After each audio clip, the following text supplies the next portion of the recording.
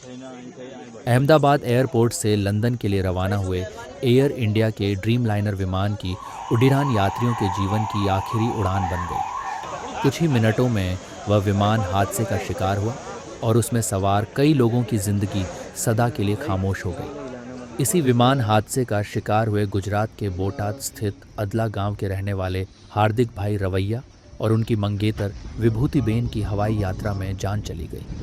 इससे उनके परिवार में मातम पसरा हुआ है।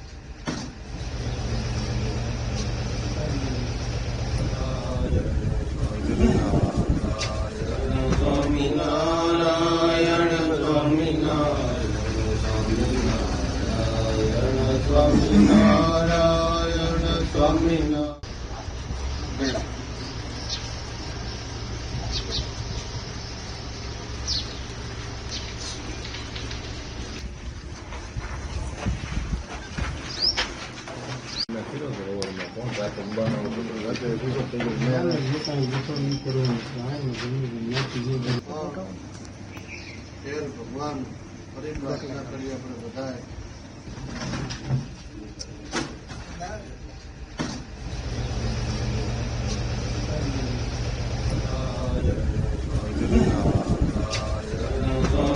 સ્વામિનારાયણ સ્વામિનારાયણ સ્વામિનારાયણ